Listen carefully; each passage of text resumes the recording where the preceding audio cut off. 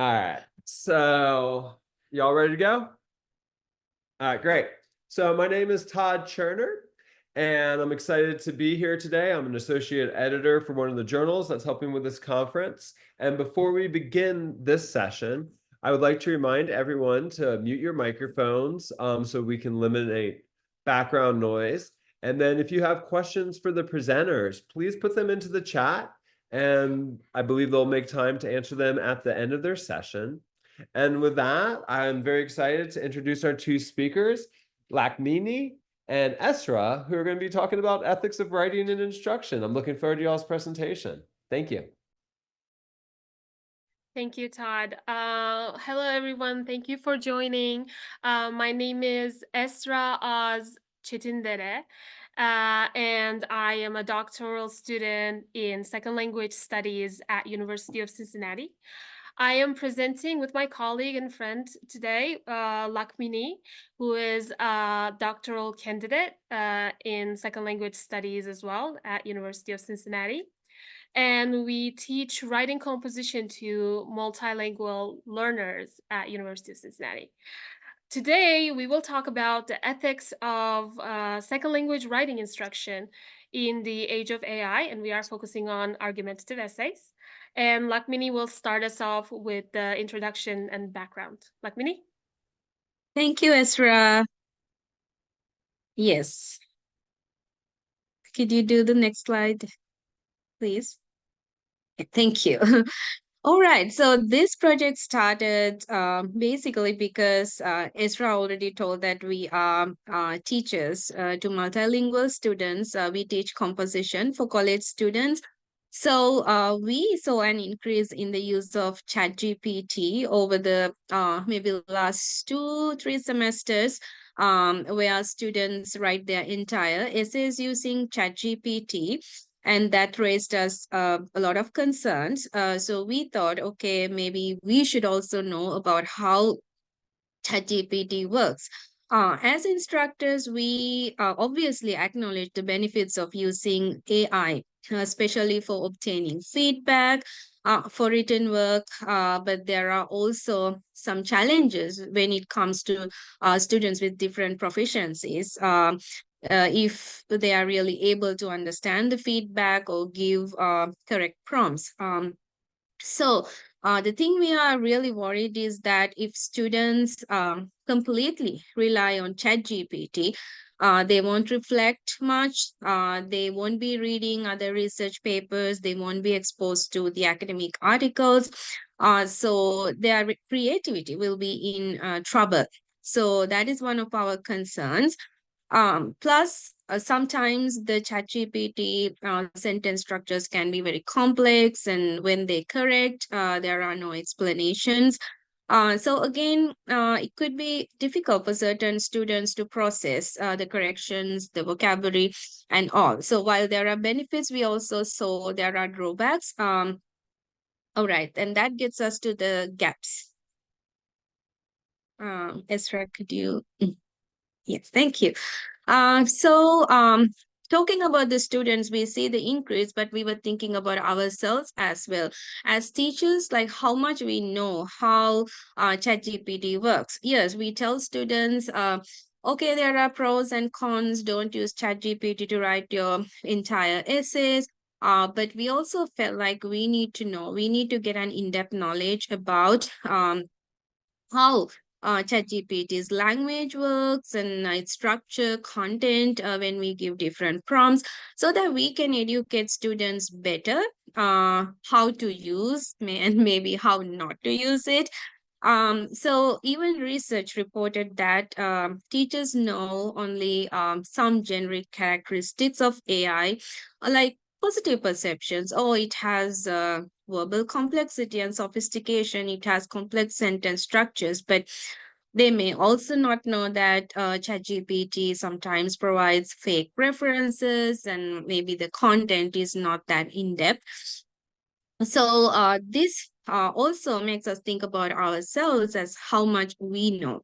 And how much, if we know at least a little better, we can help our students to do writing in a way that they benefit from AI, plus also they will be doing it with integrity, academic integrity. So yeah, so that's why we wanted to start this research. Maybe later we will expand it. Yes. That's right. Yes. Okay. All right. So, Isra already told that we are only focusing on the argumentative essay for this project. So, we wanted to understand, we practice argumentative essay in one of our composition courses.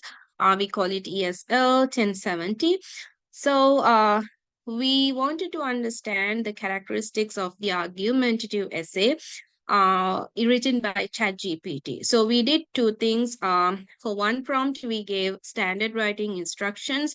And for the other one, we gave specific prompts and follow-up instructions to modify the argumentative essay. And after giving these two, we kind of compared the results so that we could understand the essay's characteristics better. Also, inferred from those results, we also wanted to answer the strategies. Or we wanted to reflect on the strategies that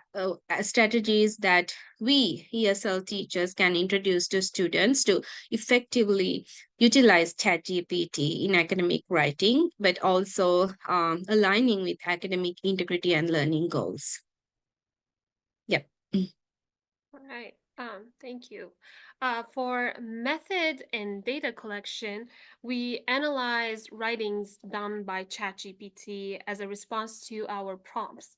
We looked at the themes to understand how ChatGPT constructs argumentative essays in response to our prompts. We fed these two prompts right here to ChatGPT to get a response. So the first one is a standard instructions for the argumentative essay assignment as used in our ESL writing courses. And the second one is a prompt asking ChatGPT to write an argumentative essay on a specific topic and post instructions and conversations to modify the essay. So the second prompt is directly asking ChatGPT to write an argumentative essay on a specific topic and then respond back with more instructions to modify the output. So to analyze, we analyzed the responses. We performed textual analysis to identify the themes and the patterns. We focused on the structure and content of the essays, the credibility of examples and sources that ChatGPT provided, and also we looked at the language. So as you can see here, the standard instructions I'm going to show in a minute that we use for our ESL course, ESL writing course for multilingual learners for the argumentative essay. And the prompt 2 is just to write a argumentative essay on this topic and then following up with more instructions. So as you can see here, these are the standard essay instructions for the argumentative essay. It starts with from the top, the title page goes all the way through the reference page, and it gives some details about each part of the essay and what the student needs to include in the introduction, the body parts, the counter arguments, the conclusion paragraph, and also the reference page. I want to bring your attention to this because this is going to come up later. The reference page says you need to include a citation in a separate page titled the references for every in-text citation you made in your essay. Right. So prompt 2, like she explained, I first asked ChatGPT to write an argumentative essay about college tuition should be free. I already gave the stance in the topic itself.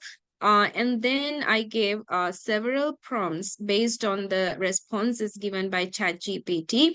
And second, I asked ChatGPT to write supporting details, but including one example for each paragraph of the supporting detail. And then I asked ChatGPT to add an external source to strengthen the arguments. It actually, and then ask it to use APA 7 because that's what we use in our writing class. And then the last one, if you see, where did you get the Hamilton project example? That is when I doubted the reference ChatGPT gave, so that I asked it, where did you get this reference? And I will explain that in the result. So these are the prompts that I gave based on the responses ChatGPT gave. Yes. And moving on to the results. With the first prompt, it generated an article about social media benefits, and this essay it generated included a basic introduction with background, problem statement, stance, and thesis. It had body paragraphs. I think 2 body paragraphs, but they were shorter than college level expectations. So they had 3-4 sentences each. It included counter arguments and rebuttals, although they were brief and consisting of 2 counter arguments and 2 rebuttals. And it had a brief conclusion with the restatement of the problem and suggestions to mitigate that problem. And lastly, it had a reference page with all of the sources cited in APA style 7th edition, everything that ChatGPT generated in text, it also gave in a separate page as the reference list at the end. All right. So when it comes to prompt 2, it was not that different from Ezra's response. An introduction had all these requirements, background to the topic and the problem, stance, and a thesis statement. So I also included the thesis statement here. And you can say it has the stance already. This essay argues in favor of, and then the thesis statement, because it was going to discuss the benefits of college, if tuition is free in college, so benefits for individuals, society, and economy. So for 3 paragraphs, 3 supporting details. And then the body paragraphs were comparatively shorter, very similar to Ezra's response, and not well developed, only 3 to 4 sentences, not many, not at least one example first, and then 2 counter arguments, 2 rebuttals, very short again, and conclusion with the main argument restated with the supporting arguments with future prediction. So it was basically shorter. Yeah.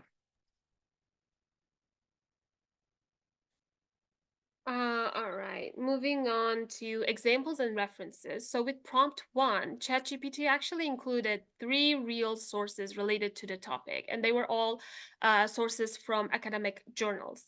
And it gave a reference list at the end with the correct citations.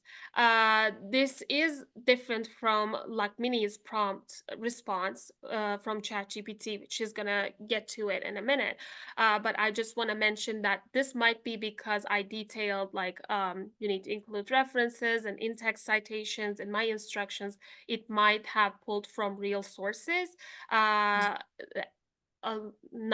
fake ones or hypothetical sources. Yes. So when it comes to prompt 2, examples and sources, so first I didn't ask it to add outside sources or external sources. So they gave pretty good examples. One drawing from, personal experiences, and other 2 examples for the 2 supporting details, kind of related to this global contemporary aspects that we all know. So I thought it was kind of balanced. So I also included an example here. In the first one, it's more personal. Oh, imagine this person's family cannot afford tuition fees, blah, blah, blah. And in the second one, it said, for instance, in countries like Germany and Finland, where higher education is largely tuition free. So it's more drawing from global contemporary aspects, which I thought was not bad. And then let's go to the credibility. Yeah, so this was the problem, which was also different to Esra's real or authentic sources. And we were also discussing like why exactly in Esra's response it drew from journal articles, right?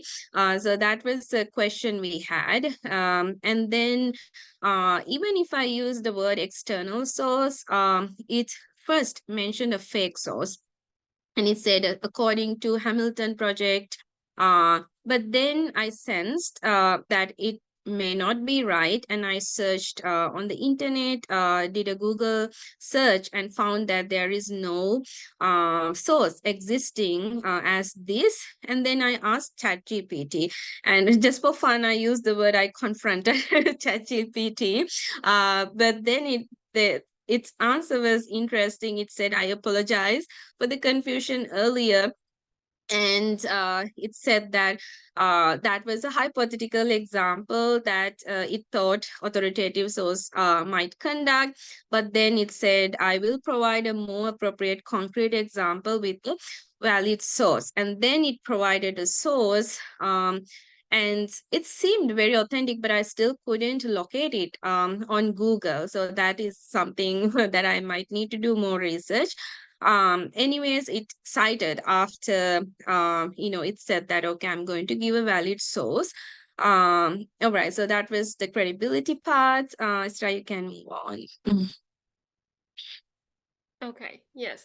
So then we moved on to persuasive language. Since ChatGPT was writing an argumentative essay, we looked at this type of language and we used Highland's metadiscursial model for this. So this model has two sections, a textual metadiscourse, which are markers to organize text such as transitions, and interpersonal metadiscourse, which is related to the relationship between the author and the reader, and how the author expresses their attitude toward the text and toward the reader. So for textual metadiscourse, it used plenty of transition words like additionally, for instance, for example, however. And then for interpersonal metadiscourse, it used a lot of can and could and indicates. So this of course allows flexibility and leaves the argument open for multiple perspectives. But on the other hand, it can also weaken the perceived conviction behind the argument. On. Okay. Yeah. So when it comes to persuasive language in prompt 2, it was not that different. I mean, there wasn't much variety in the textual meta discourse, like in Estra's one, but it did use. Plus, my essay word limit was also about 500, which was less than Estra's content. So it had the transitions like additionally, however, despite, for instance, and they were quite repeated. And then when it comes to the interpersonal meta discourse, I think it's similar to what Estra said. It's not that assertive. Like there weren't many expressions as must or should that shows the writer's assertiveness or a kind of strength in voice. But I'm not saying it's something good or bad, but we can see a lot of caution language like can hinder, often leaves, would ensure, would alleviate. So we need to look at the whole essay or the entire context to see if this kind of weakens the whole argument. And we think a little bit does. Because the balance of being assertive and like quotient was not there really well. Yeah.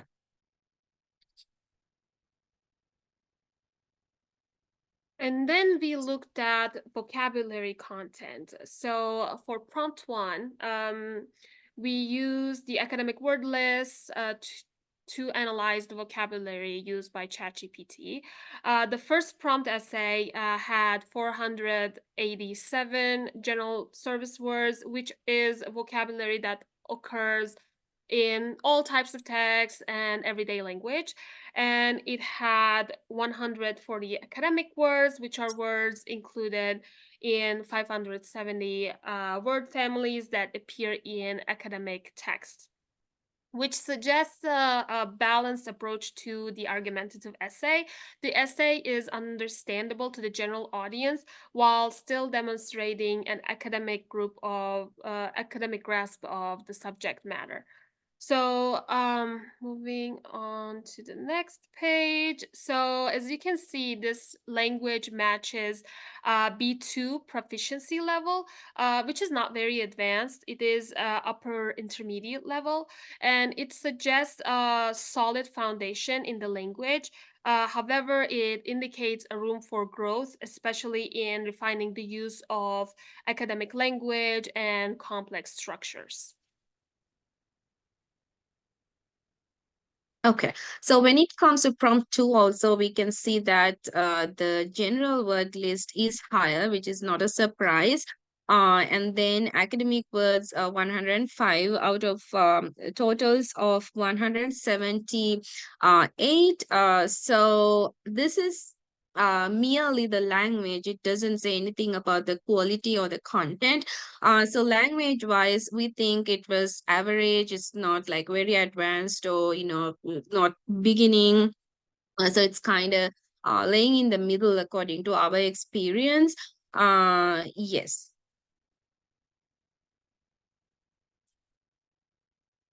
Yes, again, even my essay was B2 level, meaning that it really has room for growth. But it was also interesting that this little analysis that we did, it also showed vocabulary above the level of the text. So that means there is a mismatch between the proficiency level and the vocabulary words used by the students, that we also think is a drawback in ChatGPT. We will discuss in a minute. Yes. All right. So the discussion points, and both of us think that ChatGPT is like a really good source to show students a structure of the essays, because even I mean, when we gave the first prompt, it had all the requirements for the structure, like topic sentence, and then the three supporting details, and the conclusion. Of course, writing can be much more than that, not just limiting to 5 paragraph essay, but just to show students the components. It's a good example that ChatGPT provides. But our concern is the content, because ChatGPT, based on the prompts that we gave, it did not explain the supporting details well, just like we expect of students, because our students intermediate level, intermediate to upper intermediate, we guess. So we expect a little bit more from them, also explaining the examples and integrating the references well between their voice, and interpreting those outside sources. That is the thing that was missing, which we think is also the meat of the essays. So we definitely think the ChatGPT responses need further refinement to generate more, in-depth content, and that can differ from requirements of the instructors, but at least for us, we thought so. Yes.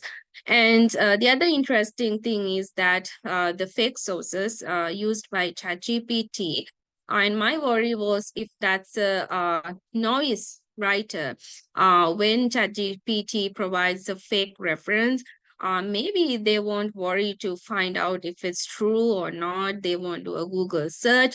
So they might incorporate that in their essays. So it's really important that we educate our students about these references that are provided by ChatGPT. Yeah.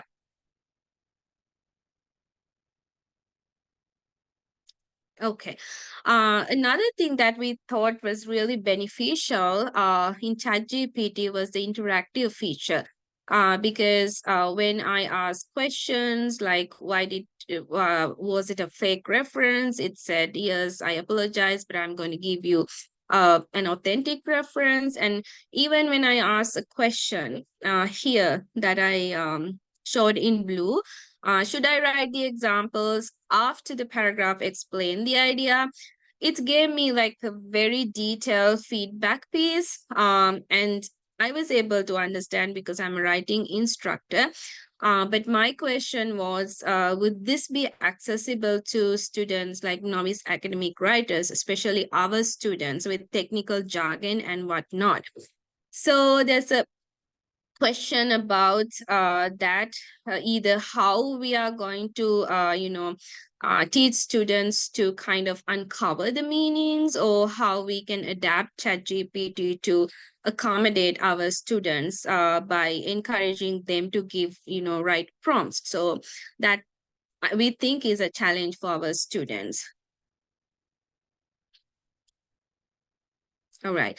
And the other one, as we saw, there is a mismatch between the proficiency level and the vocabulary words, because just because we use these fancy, sophisticated words do not mean that that it is representative of a quality text, because we saw the content was missing.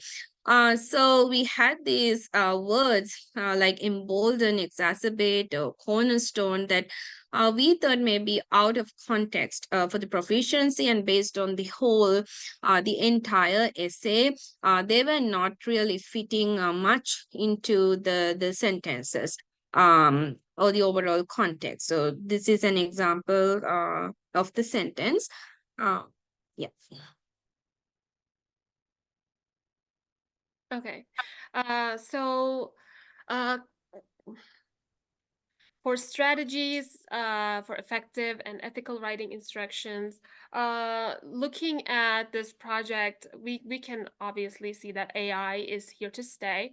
And many of our students are already using AI models like ChatGPT very frequently.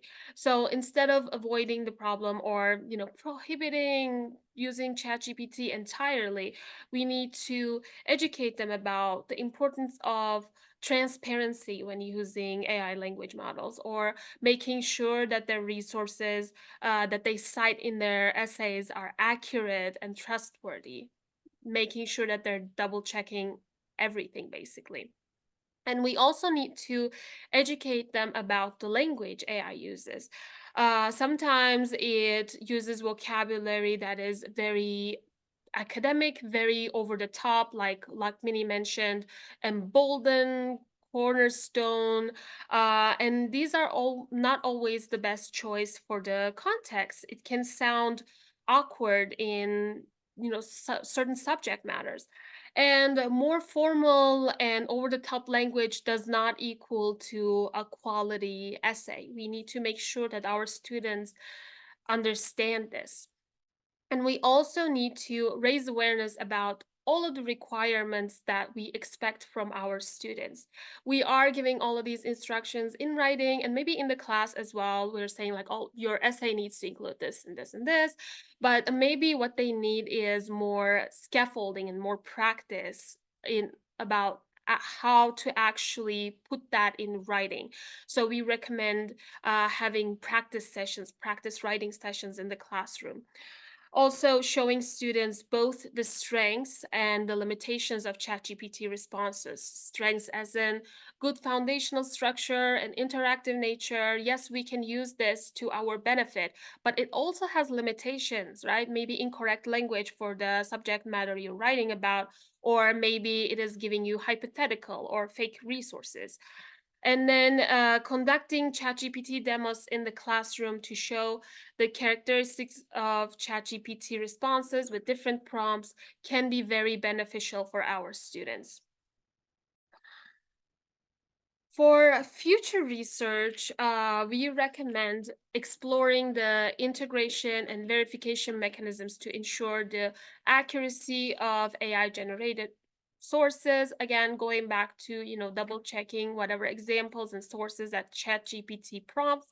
and also investigating strategies for enhancing the adaptability of AI responses to match various proficiency levels of the user. As we saw in this project, it generated an upper intermediate level text when prompted to write an argumentative essay.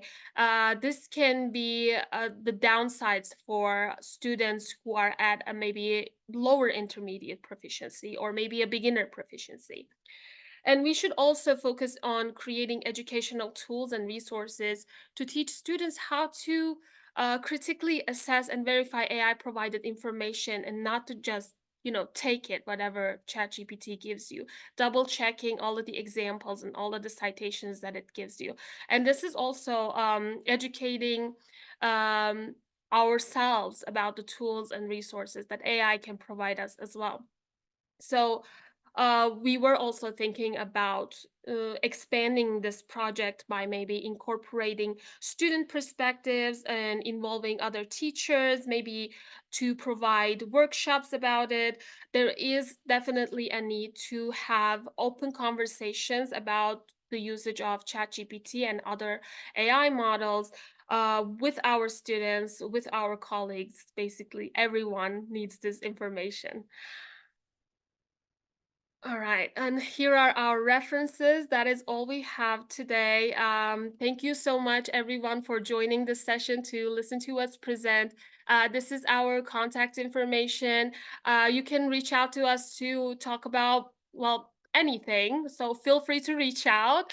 And now we can take questions.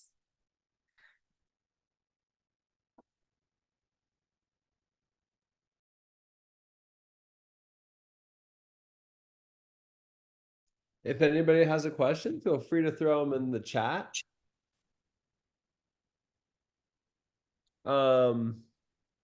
They said they can't see your future research slide. Maybe go back to it.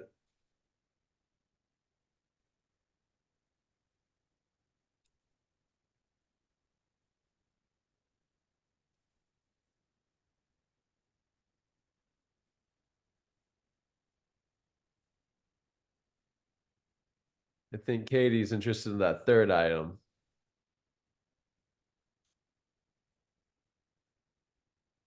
And I also think that's a really interesting Thank item. you. It's interesting because like with critical media literacy, they have some guiding questions about power and language and who's saying it and the purpose of it. But that's kind of different from evaluating some of the Mhm.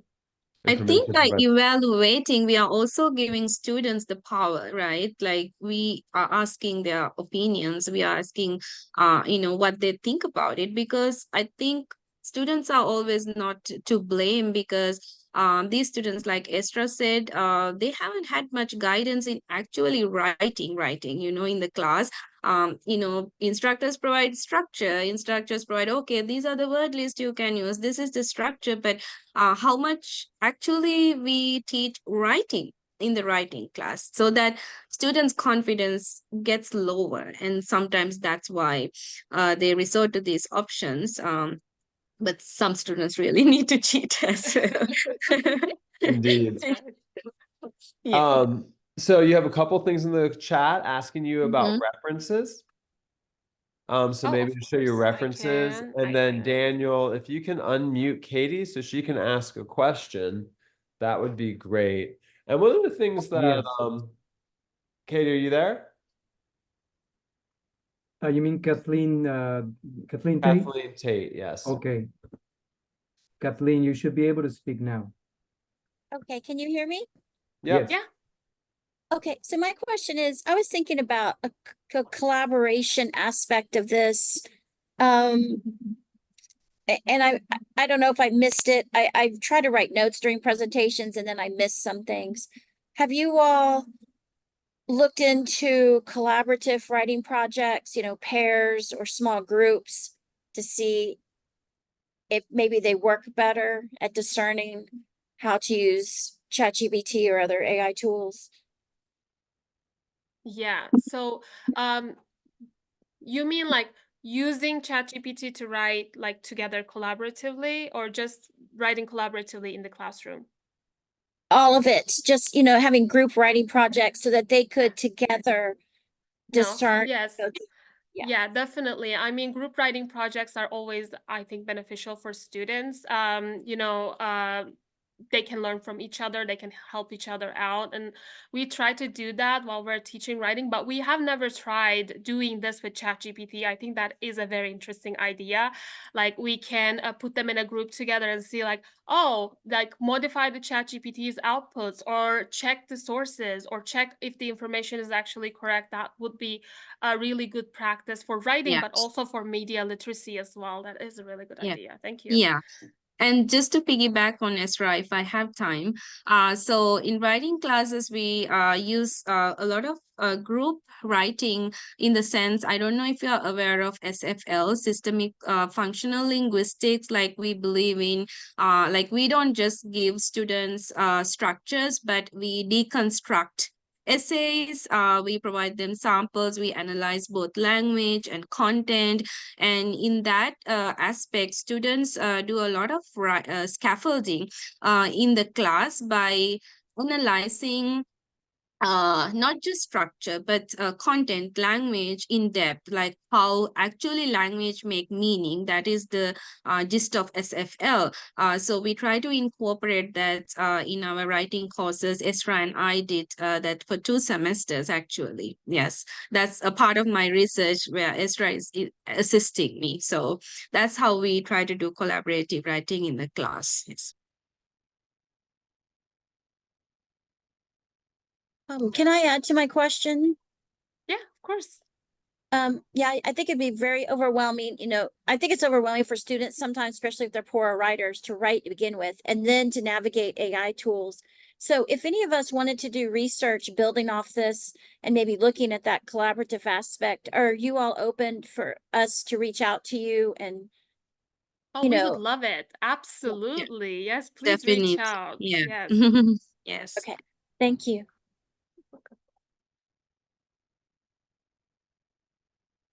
Any other questions? Yeah, actually, I had one. Going back to your future research, going back to that third question that Katie was asking about, have you compared the results across LLMs? And so what I mean by that, you mentioned a lot of ChatGPT, but Claude is also gaining popularity. Personally, I use Perplexity a lot. There are problems with how it provides information and crediting sources and et cetera, et cetera. But there's difference in how the tools actually provide that information, especially when cross-referencing information. Specifically, Perplexity puts the links where it drew the information from. So have you all thought about that a little bit? Yeah. For me, no. Yeah, we basically for this project very much focused on ChatGPT. But in expanding the project, that might be something that we look into. There are also like other AI models, like I think what was it? Jenny AI or something like that. It is focused on like solely providing citations for whatever you're writing. So that also can be an interesting thing to look into. Mhm. Yeah. Yeah. Also, if I am to interrupt, Isra, can you remember like some students were using Grammarly, and Yes. yeah, and that tagged them in Turnitin as AI use, and we had like a real challenge that the student was telling, no, I only use Grammarly to kind of correct my grammar, but the AI has like higher percentage of AI had a higher percentage, so that was kind of a challenge. Are these tools also counted in Turnitin as AI? Of course it is. So those are kind of challenges that we have as instructors. Yeah, it's interesting. And I think Nelson wrote a great question in the chat. It's one that I think about a lot. So Nelson wrote, what is learning in our era? Is learning expanding or contracting? If one thinks of learning as brain-based, but then in the era of machine learning, are we just outsourcing learning to machines? Which like becomes a really interesting thought. Yeah. When I use Gen AI I think about what students are learning with the tool and what they're not learning with the tool, you know? So in composition, and my background's in English education, so I very much see myself as a writer. But in composition, I think that's really true. Like we have to synthesize information, communicate, and present it in a logical manner. So what are your thoughts on Nelson's comments? And perhaps that's where we'll conclude today. Yeah. Well, that is a great question. It is kind of like an existential question. I'm like, whoa, what is learning?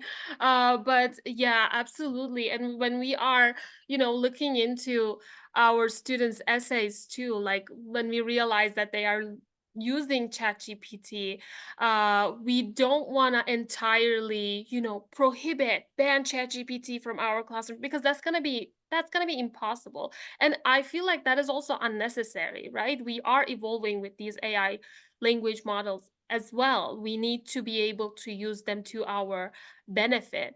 But at the same time, we need to think about, is it really helping us, or is it sometimes hindering our creativity and our ability to write? So these are the questions that we grapple with. It is definitely a challenge to find a balance, but hopefully more research will go into it, and we can figure out how to approach this. Yeah, I think as Todd mentioned, we should go back to the basics, like what is the learning outcome, right? Like if students use, like in our writing class, we want students to perform better in their discipline courses, like synthesizing, summarizing, and something that we can notify to students is that, are you really, improving those skills that you need to improve? If you just do the fast food thing, like, you prompt something to ChatGPT and you get, maybe it's quicker. But think about like the long term, consequences of that. But at the same time, we can provide them tools to learn. Actually, we can do paraphrasing activities with ChatGPT to see how it paraphrases, and then compare it with how students do. Like we can use it for educational benefits, but at the same time, I think we also need to remind students like what actually they need to learn, like learning objectives. Yeah. Yeah, I think it's going to be interesting. I think I know that's the question that keeps me up at night, and Nelson did a nice job articulating it. Yeah, Um, absolutely. Great. I think that's going to conclude our session, unless anyone else has a last second quickie. Cool. You got We have a couple minutes. There's a quick question as to whether the authors are interested in sharing your slides. Katie said they're already on the platform. Okay. Oh, Cool. Well, good luck with your doctoral studies. Thank so you. much. Feel Uh, free to reach out to us. We would love it. For Yeah. sure. Go Bearcats. Thank you so much, everyone, for joining. Thank you so much. Yes. Bye-bye. Bye.